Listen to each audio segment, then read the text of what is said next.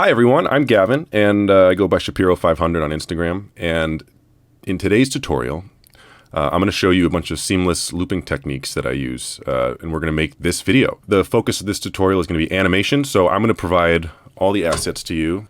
So I made all these like Japanese things. I'm also going to give you this penguin. This is the animated penguin I use. We're going to call him Timmy. Timmy's great. Timmy's also really terribly rigged. Like, this is just not good. What's going on here? Timmy is a free 3D scan that I got from this website, and I rigged him myself very poorly. I'll give you a link to the tutorial I used so you can rig things better. Everything I know about 3D scans is based on the movie Tron, so I'm pretty sure Timmy was murdered in the process. So we thank you for your sacrifice, Timmy. So I like making things 12 seconds long because 12 has a lot of factors, which means it has a lot of numbers that divide into it evenly. So if we're making different parts of our animation loop, we have a lot of different options for how many seconds that can be and still loop perfectly within 12 seconds. So for example, we can make a piece of the animation loop for 1, 2, 3, 4, or 6 seconds. And all of those are going to loop across 12 seconds perfectly. For 12 seconds, that's 360 frames. So we're going to make our timeline from 0 to 359. So our goal in this is to make frame 0 and frame 360 exactly the same and line those up. And then when we render it out, we're going to render out 0 to 359. Because if we render it out to 360, that last frame would look identical to the first frame and it would play twice and it would like stutter for a second. So the basic idea behind this is you make a scene and then you put the whole scene in a null. You make an instance of that and put the scene somewhere else. And you try to get the camera from your original scene to the instance, so that the start and the beginning look exactly the same. The way I like to do this is first I make just sort of the basic bare bones version of the scene, like just a simple version of it, just so I know how big it is. And then I focus on getting the animation put together. And once I get the animation looping smooth, then I flesh out the details. I made it so these parts are 2,000 units long, like this wall is 2,000 units long. So just remember that number for this one. So here's our scene, basic, simple scene. Okay, put the whole thing in a null. You can select a bunch of stuff and do Alt-G, and now it's in a null. We're gonna call this your whole scene. Let's just put it at 0 so it's easy to keep track of. Okay, the next step is you make an instance of your whole scene. And let's put this 2,000 units away from this. All right, so we've got the whole scene is 2,000 long. The instance of the other scene is 2,000 units away. And then the next step is to get a camera from this scene over to this scene. So the way I like doing that is I like making a null and then animating the null and then putting a camera in the null. And that makes it easy because if you want to change the position of the camera or you want to change what it's looking at, the animation stays the same, and you still have all the freedom to change the camera later on. So, you know, you put your camera here, looking nice, something like this. I like long lenses. Let's put this camera in the null. The null starts here, keyframe, and then remember 2,000 units long. Look at that, it looks the same. So we have the camera going from here to here. When we go through it here, from here to here. Look at that, first and last are the same. Oh, I forgot, this is on frame 359. This should be on frame 360 because we're trying to get 0 and 360 the same. When we render it, it's like you're going to just before the frame where it's lining up the same, and then it goes to the same frame. Let's make this camera move linear here so that it's just a perfect even move. So now it's set up really easily because we can just change anything in this whole scene and it's just going to happen in this instance of the scene. Another thing you should do in this instance, you should set it to render instance. And what that's going to do is instead of like duplicating all the geometry, it just sort of references the geometry. You'll be able to work in it a lot faster. And especially when the scene gets complicated, it would be kind of impossible to work in it if you didn't have this set. Okay, the next thing let's make this this garden, this Japanese Zen Garden kind of thing with all these rocks going up and down. Back to C4D, I'm going to go to this Japanese items thing, grab the Zen Garden. We want to put this in our whole scene thing. So since it's in the null, the whole scene null, it's going to get duplicated into that other instance.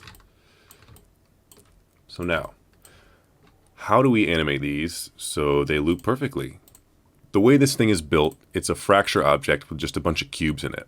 So what I'm going to do is apply a shader effector to this fracture object.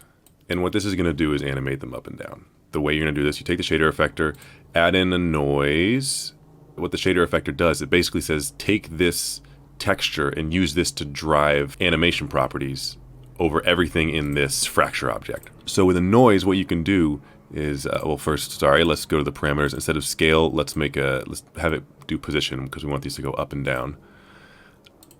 We'll go to the noise, make the loop period 12 seconds, and let's try 1 for the speed. It just does it automatically. It's great. It's super easy. So now this is just going to animate. That's it, and it loops over 12 seconds. I want to make it so it's sort of higher in the middle and it falls off the edges there. So I'm going to add a spherical field. Go like this. Make it so it's big enough for all the rocks. Scale this here.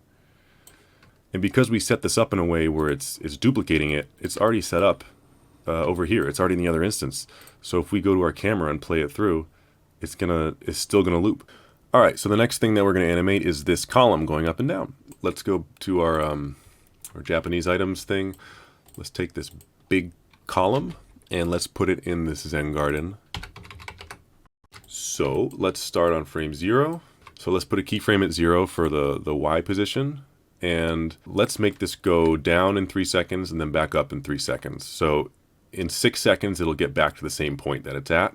That means it'll loop twice in 12 seconds. Let's go to 90 frames. Put this down about there, set a keyframe.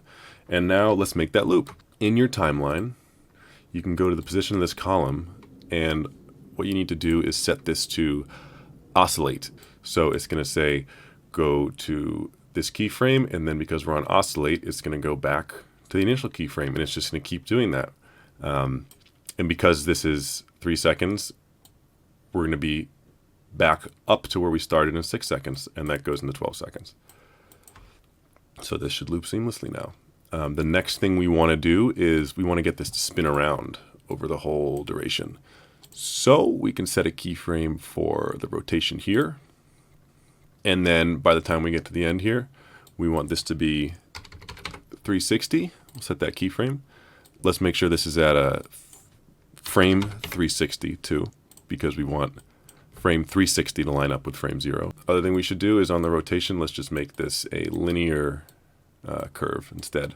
So that way it'll just go at an even pace, it'll rotate smoothly.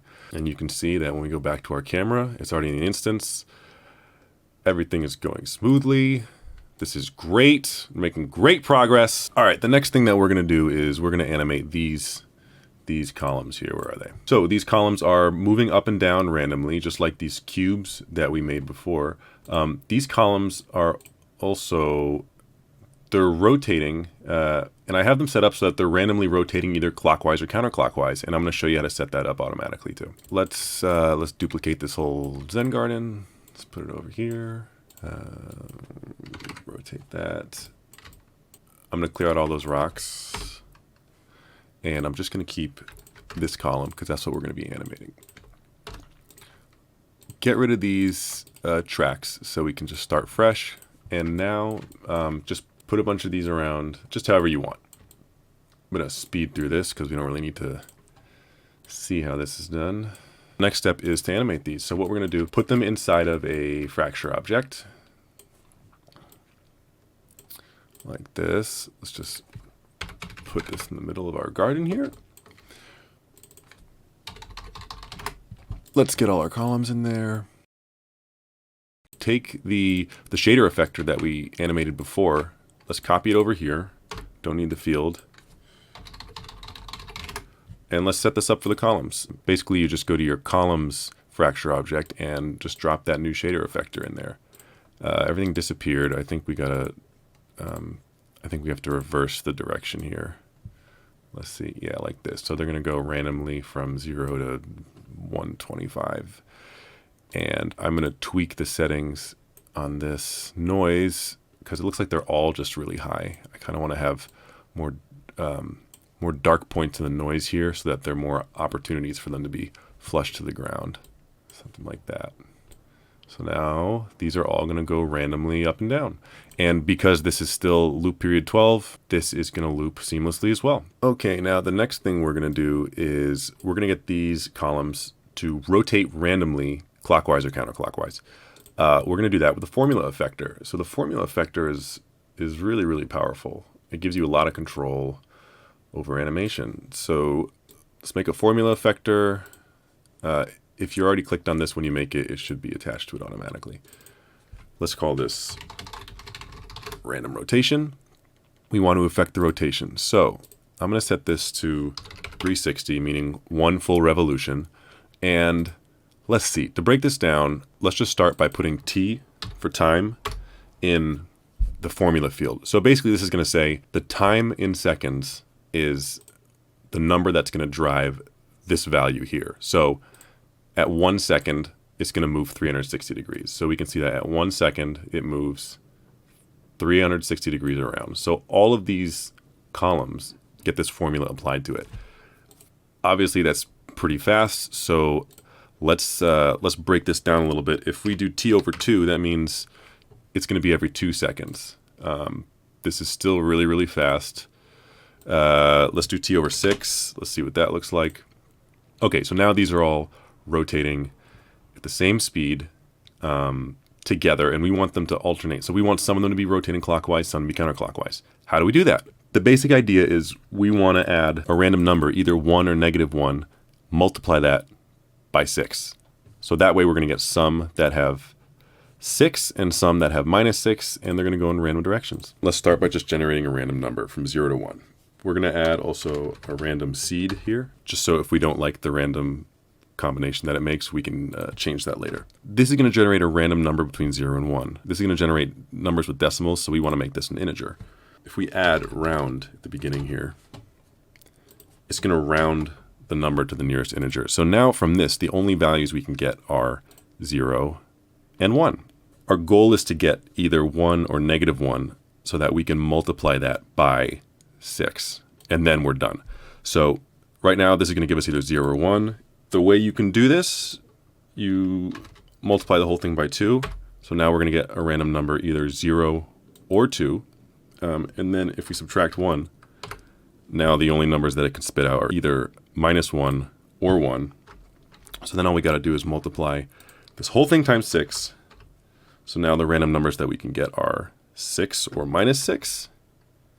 And then finally put this whole thing in here and put it back to T over that whole value.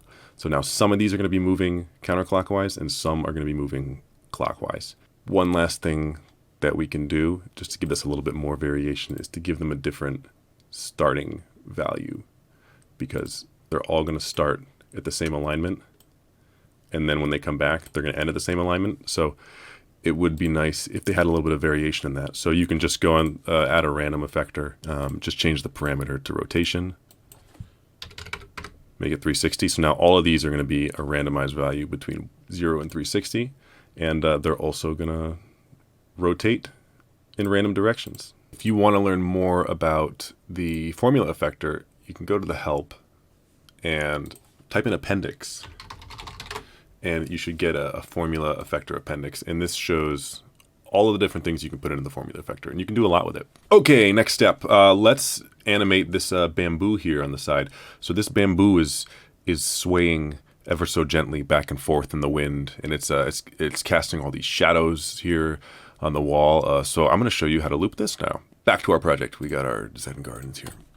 Let's put some bamboo in here. So first, let's put a little front wall where like the bamboo is kind of going to live. I'm going to duplicate the back wall, put it over here. Let's get some bamboo from this Japanese item project. Bamboo pole, copy it from here, put it into our tutorial. I've already set this up with a bend deformer. So let's animate this bamboo bending, just sort of swaying in the wind. So here it's 0. Now let's make it like 11, I guess. And then, just pick a few keyframes. We'll just make it kind of swaying. We could probably just do this here, honestly. Okay. We have our bamboo swaying. Let's clone this. Let's make like a field of bamboo. So put this in our front wall here. Now it's in the scene. It's already going to get duplicated. Put this in a cloner. Here we go. It's looking nice. Okay. It's our little bamboo forest. As you can see, these are all swaying in the exact same way. Let's randomize this. Let's add a random effector. We are going to randomize the position. We don't really need to randomize Y. Just need to randomize the X and Z. So now they're a little, you know, the position's a little randomized. Cool. Let's randomize the rotation 360. So this way, now they're all sort of facing different directions. I'm going to move these a little bit more like that. Yeah, cool. Okay, this is starting to look good. So now they're all going in different positions. But the key, we want to try to figure out how to randomize the timing here. Just go to time offset. Let's randomize it 360 frames. So this is going to offset the frames, a random value from 360 to 0. So it doesn't work now because we need to make this loop. So in the cloner here, you just go to the cloner, and then in animation mode play, just change that to loop. And now it loops seamlessly. And that's it. So here's your bamboo forest. And then you can kind of adjust these however you want. Obviously, this is kind of in the way here. We can move the camera. Okay, so the timing of stuff is looping, but of course here at the end, it glitches out. It's like this whole chunk disappears. And if we look at why that's happening, it's because, you know, the camera's here. There's nothing in front of it. So let's make another whole scene instance. Let's put it on the other side.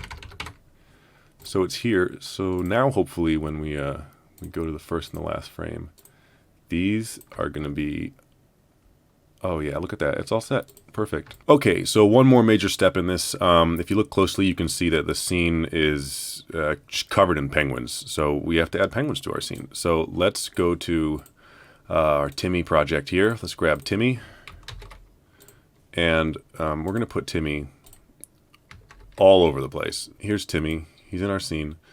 We got to keep him in the whole scene here, so he duplicates all over the place. And yeah, so Timmy is this is an alembic, so it's like baked down.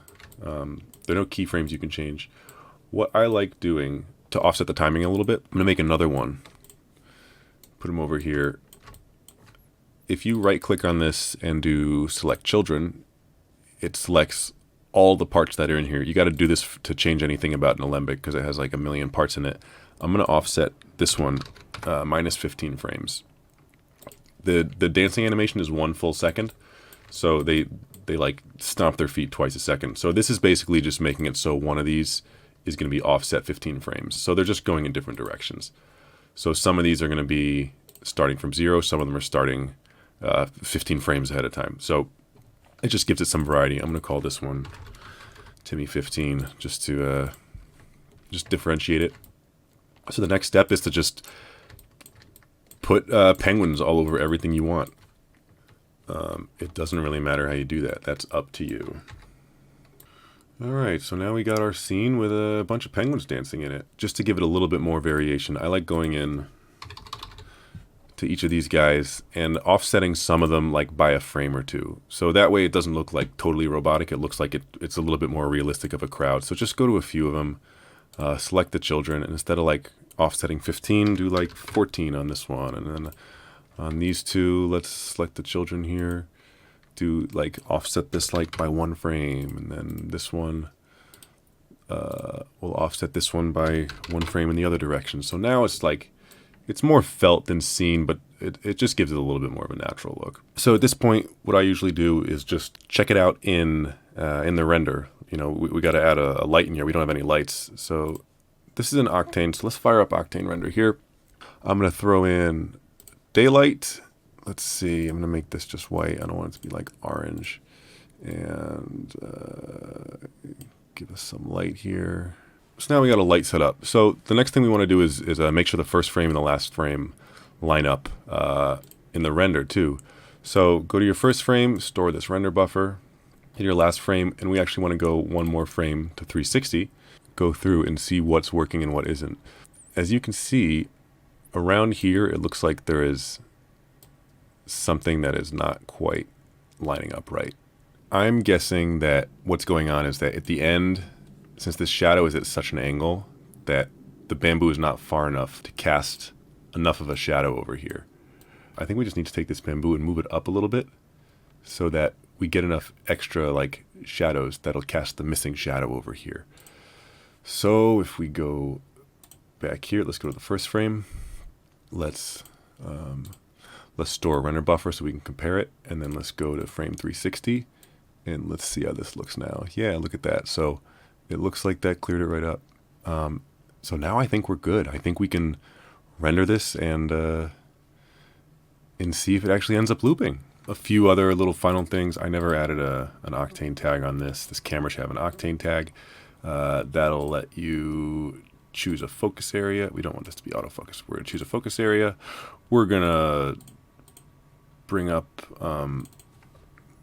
the aperture a little bit so we can get some depth of field here like this. And then I'll just do the highlight compression a little bit so that we get some of that detail back. Okay, cool. So now I'm going to throw this into render, and I'll see you guys on the other side. All right, and here's the final render. So this is looking pretty good. It looks like everything loops okay. Here's the loop point, and yeah, it looks like this worked out. It's a nice seamless loop.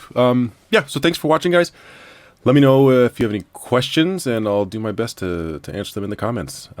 Thanks again, and I'll see you next time. Bye.